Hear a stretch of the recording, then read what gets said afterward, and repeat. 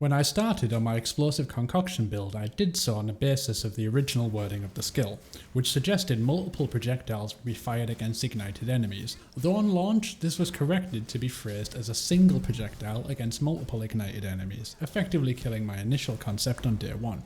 However, the build turned out to be surprisingly effective due to the multi-proj scaling offered by the new Nova projectile support and a combination of Rakiata's Flow and Trinity. In this video, I'll be reporting my progress in the development of a Concoctions Pathfinder in 0.3, which I've scaled to clear just about all the content I'd actually want to clear. This build has very good survivability and recovery, good to decent damage and mobility, and can even do most juice content in the game, albeit more slowly than the Deadeye. The key characteristics of this build are excellent mana recovery due to the new Walker of the Wild's keystone, combined with the zero mana cost of concoction skills, which presents a strong foundation for mind over matter. The new Heart of the Well Jewel has a modifier to recover 10% of mana whenever a charm is activated, so with the cool combination of two Ngmahu's Chosen charms along with a Fireflower, this allows us to proc the two charms whenever an enemy is ignited due to the fire damage from Fireflower counting as a hit. We get to utilise both extremely high mana recovery and have high rage uptime on the inherent rage granted by these charms. Painter's Servant is also used to enable a fully stacked Trinity, which has very high levels due to the scaling offered by Sunsplitter. The resultant build is therefore highly durable with greater than 50% evasion and 2.5k mana, which makes up for the lack of instantaneous damage that you see with a high DPS bow or crossbow. Offensively, this one button build is decently strong, though of course less strong than one which required a dedicated weapon. It utilises all elemental damage types with enhanced shock magnitude for better single target, and has reasonable clear which can be improved with Trample Toe or the Gloomshrine Scepter if you do so need. Both Trinity and Berserk can be used with very high effective uptime, and of course Rakiata's Flow is the gem of the patch for any elemental build. Defensively, in addition to the aforementioned mana pool and evasion, I utilise temporal chains on a blasphemy setup for a 40% action speed reduction without chill. My version of the setup also uses Olvos Resolve, but this isn't too necessary unless you want to run T3 Simulacrums or some delirious 6-mod abyssal maps. I wouldn't say that concoction skills are the top of the meta, but they're solid, cheap, and effective at all the content I tested. As always, I'm driven more by my curiosities and optimising a skill that I think is cool or interesting, rather than seeking the definitive best build of the patch. You may be able to optimise this build further, or incorporate it as part of a multi-skill playstyle, but this video will focus on concoctions primarily for single skill purposes. So how does this skill work mechanically? Pretty simple. Nova projectiles fire things in a sort of pentagon. The closer you are to your cursor, the overlapping projectiles will shotgun. The further you are away, the more they'll spread out. So close for single target, far away for clear. About here's a good sort of general point. If I try and target Doriani, you see the overlap is very poor, but if I target these two, it's very, very high. You can get it to almost point blank. Very simple, fun skill to use. Now, one question many of you might wonder is, why am I using explosive concoction? And in my eyes, there are a few key reasons as to why this is probably the best option for general uses. So, the thing with explosive concoction is we get to use Fireflower. Now, Fireflower, as many of you know, can be scaled up to +6 fire skills. In combination with Sunsplitter, this allows for a maximum of +10, but Fireflower also has an additional benefit which is not immediately obvious. So whenever you ignite an enemy, Fireflower will deal 100 damage to you. And that 100 damage will count as a hit. And that hit will trigger Ngmahu's Chosen, which allows you to gain up to your maximum rage and gives you a bit of fire resistance. Because of this, it effectively means we get to utilise rage in a concoctions build, which is pretty difficult to do unless you do some weird melee weapon swap tech. So, even though the passive effect of explosive concoction is that it gives ignite magnitude, or flammability magnitude, and I don't really have much interest in that, but the fact that I get rage in combination with Berserk, which is like 66% increase effect, it's like 50% more damage multiplier. So this plus the base levels you can get from Fireflower, since this is higher than a normal amulet, means that in my eyes the sheer base damage of explosive concoction probably raises it to the top of the hierarchy here. There are different advantages between each of the 3 skills, the elemental ones I mean. Shattering Concoction does have a high base crit, however it also grants exposure, which is kind of anti-synergistic with Rakiata's flow. And Fulminating Concoction is good, it gives you potentially maybe more single target damage with the shock amplification, but you can't utilise the rage in any kind of meaningful way, so you actually end up losing damage overall. You can experiment with those if you like, but this was the interaction that I found to be the most effective. So for the support gems, you can kind of read this in your own time. I've just gone for more of a clearing setup at the moment. For bosses, I switched close combat and concentrated area out with the increased AoE and the attack speed, just for better single target. But for mapping, this is what I found to be the most useful thing. You can also try out Salvo if you're using like a dual skill playstyle, because Salvo will give you 7 projectiles with no damage fall off. If you want to use like a single skill playstyle like this, just walk around and spam one button, it doesn't really work well. I've got Malice on a weapon swap here, which I combined with Frost Dart and Eye of Winter. Very simple purpose, it's just to apply critical weakness, because my weapon swap has Effigy of Cruelty. Use one of these, spam the boss a few times, they'll get 10% critical weakness, and then straight back to the concoctions. I've got Berserk, as I mentioned, Blasphemy, I've got on Temporal Chains just for good defenses, Trinity, which is plus 12 levels because of all the scaling we get from this, so the Trinity actually gives, that's actually only 8% more elemental damage. I could raise this a little bit more actually, I didn't realise that I didn't upgrade it to 20, but you can get this to 9%, so I could do even more damage if I wanted to. The use of Painter's Servant splits my damage between 3 different types, so I can pretty much get full uptime with Trinity at all points, or maybe 9 stacks rather than 10, so it's very effective in that regard.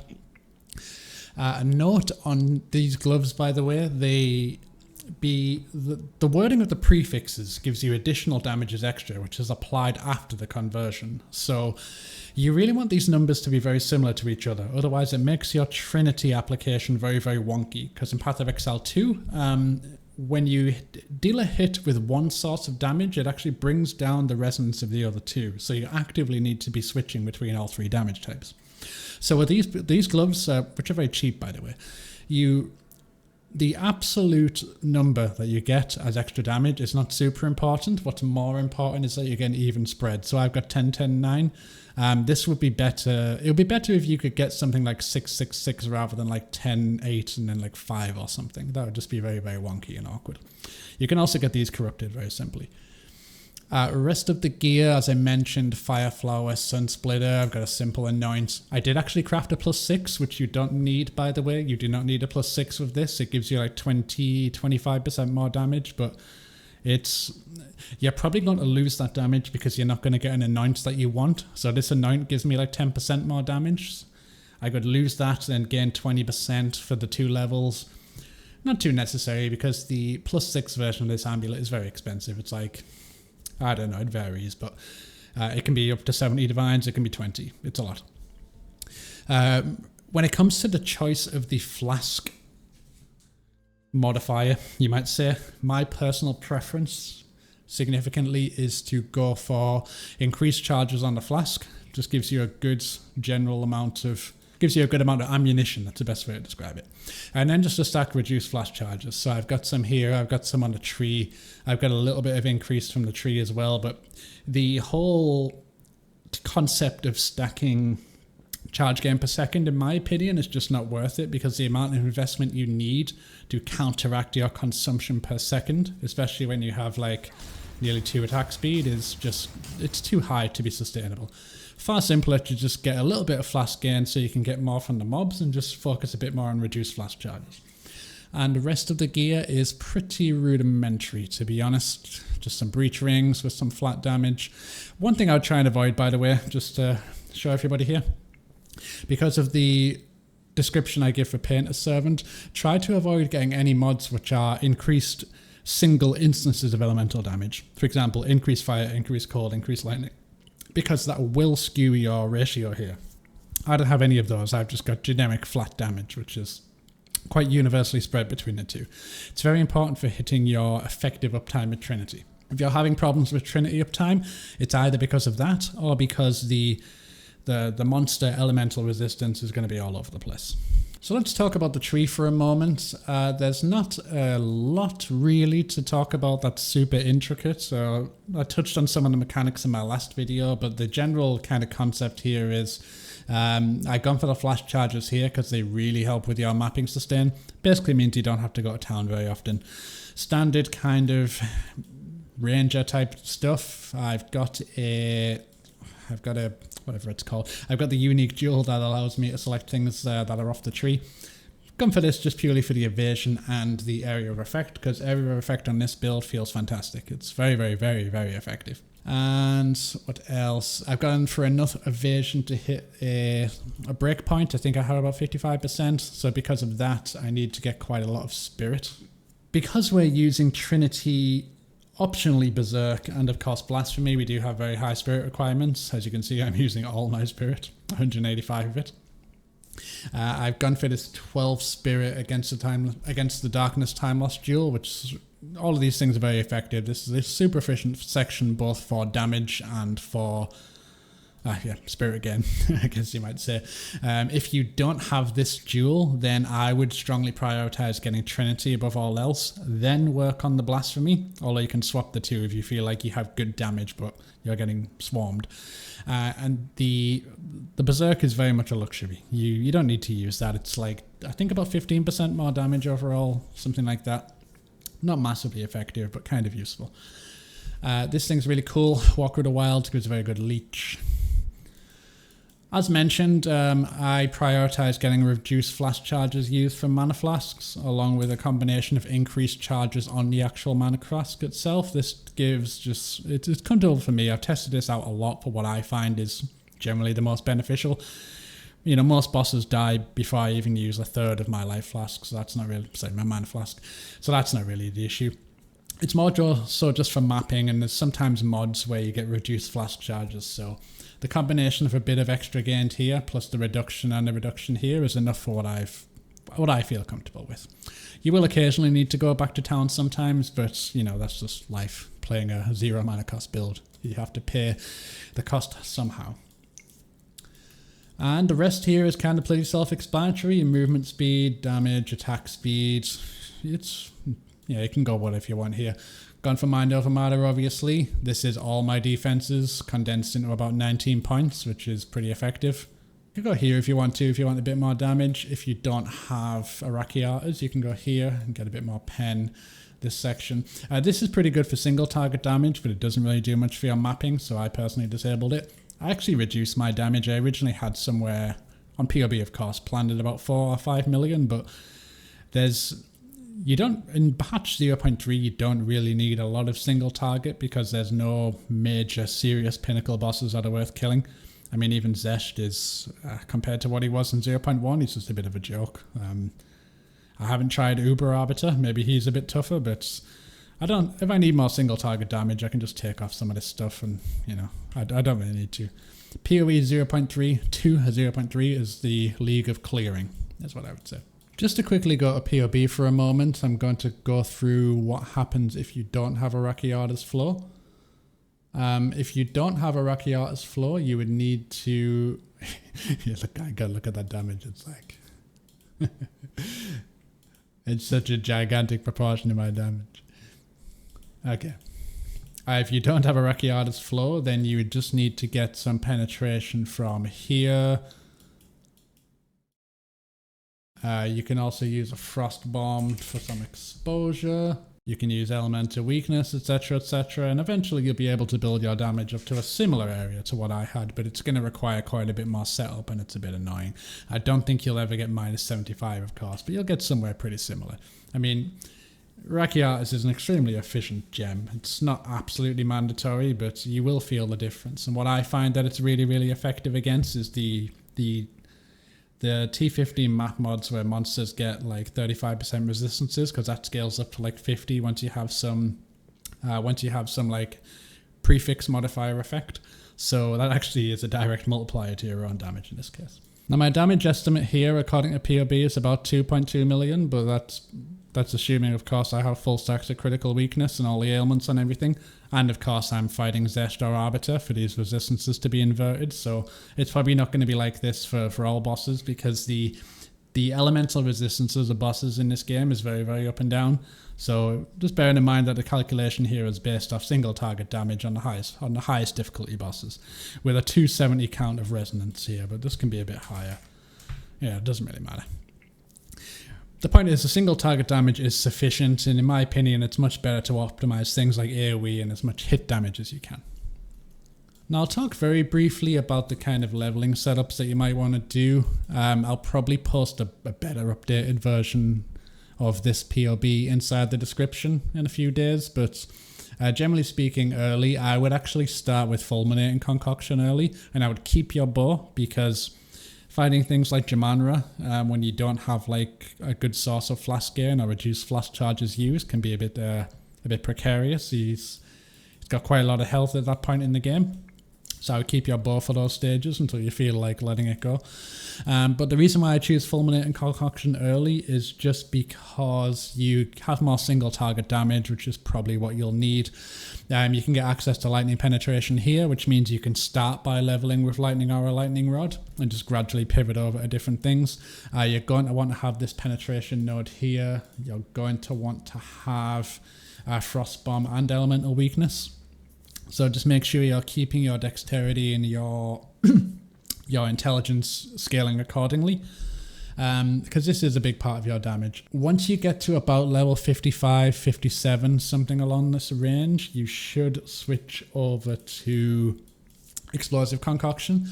One thing I would say about the damage at this stage of the game is the reason why I chose Explosive Concoction at level 55 is because we want to use Trinity. It's a massive source of damage, and I find that the damage of the Concoction skills is pretty good. It's actually very good in the campaign up until about the interludes, and then you will see quite a bit of a fall off. It does come back up again once you get your 5 link. But around that time, that's when you'll gradually start entering a sort of power trough, unless you can get some good sources of increased damage. One is Trinity, massive damage increase. It's so much of a damage increase that I would actually prioritize that over Blasphemy like any day. You should get Trinity. And for Trinity to be enabled, by the end of the campaign, you really want to have a basic version of these gloves. If this was to be a pure League starter, SSF style, I think this would be a lot more challenging. Right now, I don't recommend it in the current stage for this to be an SSF League starter, because I don't think the damage is there for me to actively recommend this for people. I think the skill is a bit too slow. So what I would recommend is, by the time you're finishing the campaign, or you just buy these items or trade, you can get a Fireflower for pretty cheap, get a Painter Servant, and get a +3 Fire Sunsplitter. You equip these at about level 55. You respec some of the nodes into getting this here for like the gigantic amount of damage it gives, and a quarter of your total DPS. And then you should be good to go for a long time after that point. Then you can gradually tend towards this tree, where you get a bit of reduced flash generation, you spec a bit more into crit. Again, the crit on this build isn't very high, but I've tried a non-crit setup quite extensively, and even with this amount of crit, it's worth it. It really is. It's like, I think it doubles my damage, so I need to do that. I need that damage. You will feel it. Even when you're mapping, you'll feel this. It's not just for single target. Gradually tend towards Mind Over Matter. I would go for this around maps, because you don't really need this for leveling, in my opinion. But you will need this as you're going for maps, so you can do a bit of a swap once you get to like level 60 or something like that. By the way, try and get some shock effect jewels if you can. I think I have, what's this, 27% plus whatever that is, 26%. So I've got just over 50% increased shock effect, and according to POB, this will put my shock at about 30%. No, that's not right. This should be more than this. But anyway, you can increase your shock effect quite significantly. And this summarizes my contribution to the community of people that actually want to play Concoction skills in 0.3, which is probably a small amount of you, judging by the PoE Ninja stats, where I think There's only me and maybe one other guy that's using explosive concoction above level 90. So that is what it is. But I'll post the POB in the description. I might modify it for the leveling. So I've honestly forgotten quite a bit about the leveling difficulties I had. But I remember there was some times where I had low mana flasks. So I'll think about that a bit more. And I'll answer any questions in the comments if need to be. Okay, thank you very much.